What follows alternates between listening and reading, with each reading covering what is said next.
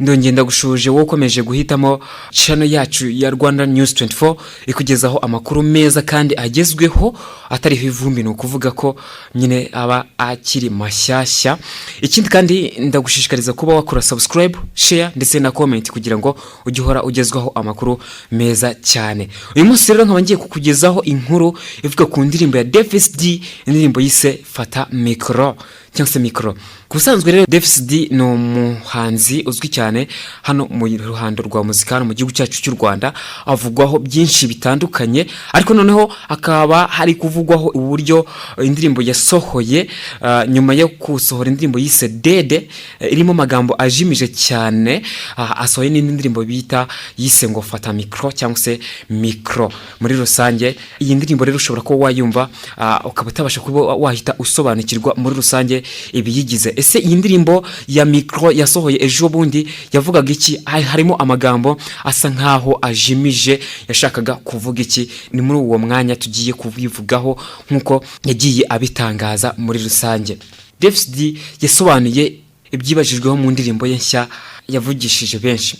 Davis D ubusanzwe yitwa David Ikishaka, aherutse gushyira hanze indirimbo nshya yise Micro cyangwa se Micro. Benshi bavuze ko irimo kuzimiza gukabije, kuganisha ku gutera akabariro nubwo we atari ko abibona.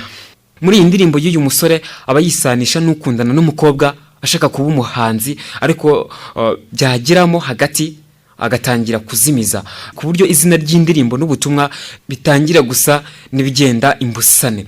Harahagira ati mukobwa mwiza ushaka kuba icyamamare, byoroshye nko kunyunguta bombo, ndabizi ko wambwiye ko umugabo ungana nkanjye natamarira, ngaho fata mikrofone igaragaze, iri ku maguru ubiraregeye, ndashaka kumva mama akajwi kawe rangurura, umwami w'abana wita umwanya mukobwa ndaguha Micro uyishyire kuri iyo mpande eshatu. Ukurikiranye neza amagambo y'uyu musore aba ari kuririmba, hari aho abwira umukobwa ko amuha Micro yise iyo mu maguru ye akayishyira kuri mpande eshatu. Imvugo ijimije ariko benshi bahuje n'igitsina cy'umukobwa.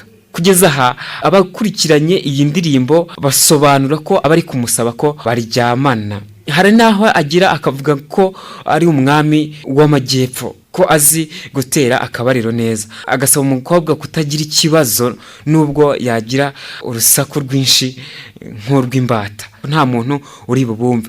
Uyu muhanzi yabwiye igihe ko ari indirimbo abantu benshi bari bategerezanyije amatsiko menshi, kuko bavuga ko nta yindi asigaranye mu bubiko nyuma yuko akoze yitwa Dede igakundwa cyane. Yagize ati buri muntu wese yari ategereje indirimbo izakurikira Dede, rero abantu bayakiriye neza. Abantu bavugaga bati twari dutegereje kureba niba wakora indirimbo iruta Dede. Igitekerezo cyayo muri Kigali Jazz Junction yabaye muri Gashyantare umwaka w'ibihumbi 2020, ni igitaramo nahuriyemo na Joy Boy, cyanyeretse urukundo rw'abafana banjye. Gusa yirinze kugira ibindi bintu byinshi ayivugaho, ahubwo avuga ko buri muntu ashobora kuzayisobanurira mu buryo bwe.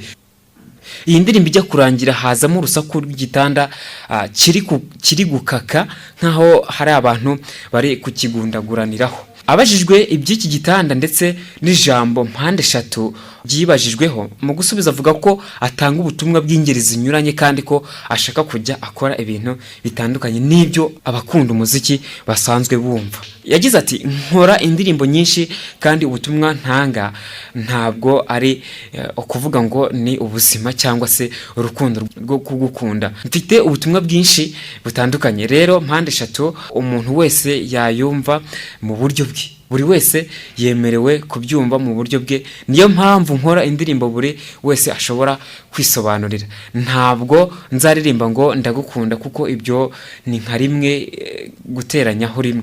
Iyo mpande eshatu ishobora kuba iy'umutima, niba umutima ugira mpande eshatu, kuki iyo Micro utayishyira mu mutima? Iyo Micro nayo wowe ushobora kumva iyo kuririmbiraho cyangwa indi ushaka. Kuriya gukaka kw'igitanda mu ndirimbo ijya kurangira, hariya nyine umuziki uba waryoshye. Nyine ni ukuvuga ko umuziki uba waryoshye ukurikije ukuntu mba ndirimba hariya wahita ubyumva. Nanjye iriya ndirimbo harandyoheye. Umuntu ashobora kubyumva mu buryo butandukanye. Kubera iki bitaba ari urubyiniro ruri kuvuga kuriya? Hari y'indirimbo hahandi urubyiruko rwaturika ariko mugakomeza. Yaraherutse kwamamara mu zindi ndirimbo zirimo Dede igiye kugira miliyoni 2 z'abamaze kuyireba. Iyi nayo ntabwo yavuzweho rumwe kuko benshi bavugaga ko irimo amagambo yiganjemo gutera akabariro. Mikro Davis D aherutse gushyira hanze yakozwe mu buryo bw'amajwi na Element wo muri Country Record, mu gihe amashusho yayo yafashwe na Bernard Bagenzi muri Incredible Record. Yanditswe na Element, Bernard na Davis D na Nasoni uzwi cyane mu bahanzi bagira ibihangano by'urukundo bikora benshi ku mutima. Yakozwe muri studio mu gihe cy'icyumweru. Iri mu mujyo w'izindi zimaze iminsi zibazwaho zagiye hanze mu minsi ishize, zirimo nka Ntiza ya Bruce Melody na Mr Kagame, Igare ya Mico the Best, Kungora ya Bruce Melody na Sani, Dede nayo ya Davis B na Rihai na Fatamano ya Platinum na Safi Madiba n'izindi nyinshi zitandukanye. Ngayo nguko rero iby'abahanzi ba muzika ba hano mu gihugu cyacu cy'u Rwanda n'indirimbo ziri kugenda zijya hanze zitandukanye, zigenda zica ibintu bigacika, ariko ugiye gusesengura usangamo amagambo cyangwa se usangamo ubutumwa butari mu murongo cyangwa se butari mu mucyo mwiza muri rusange, ariko bakazisohora ziri mu magambo ajimije cyane. Ndabashimiye. Iyi ni Rwanda News 24. Mukuri subscribe, comment ndetse na share kugira ngo mujye muhora mugezwaho amakuru meza kandi agezweho ako kanya. Mukomeze kugubwa neza cyane. Iyi ni Rwanda News 24.